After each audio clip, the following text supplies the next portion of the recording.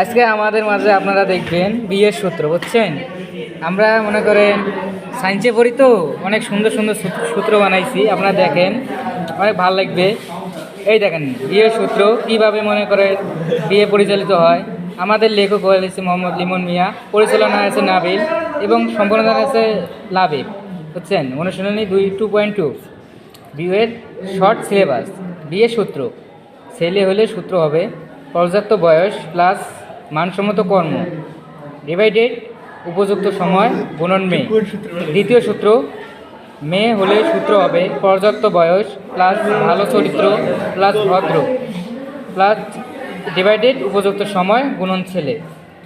প্রশ্ন: কিভাবে সূত্রটিকে কাজে লাগিয়ে একটি মেয়ে ও ছেলের বিয়ের পর্যায়ে পৌঁছাবে? এখানে পর্যাপ্ত বয়স ওয়াই, মানসম্মত কর্ম ইকুয়াল ডাব্লিউ, উপযুক্ত সময় পিটি, মেয়ে ডিভাইডেড জি, ছেলে ক্ষেত্রে ইকুয়াল হোয়াট। এখানে নাম্বার 2 সূত্রের এখানে পর্যাপ্ত বয়স ইকুয়াল 1, ভালো চরিত্র গুড ক্যারেক্টার এবং ভদ্র এইচ, উপযুক্ত সময় পিটি, ছেলে বি, মেয়ের ক্ষেত্রে হোয়াট। এখন আমরা সমাধানে চলে এলাম। 1 নং সমাধান: ছেলের ক্ষেত্রে Y plus W divided PT গুণন G equal W Y equal divided PT গুণন জি। এখন আমি সূত্রটা ব্যাখ্যা করে আপনাকে জানাবো। ওয়াই হচ্ছে একটা পর্যাপ্ত বয়স, এটা হচ্ছে ছেলের পর্যাপ্ত বয়স, প্লাস ডাব্লু মানে হলো ছেলের মানসম্মত কর্ম। তারপর আবার হচ্ছে ডিভাইডেড পিটি হচ্ছে উপযুক্ত সময়, মানে একটা ছেলের উপযুক্ত সময়, মানে নিজের ক্যারিয়ারটা মনে করো গোছানোর পর উপযুক্ত তার সময়ের মধ্যে তার বিয়ে সম্পূর্ণ। তারপর জি গুণন জি হচ্ছে গার্ল।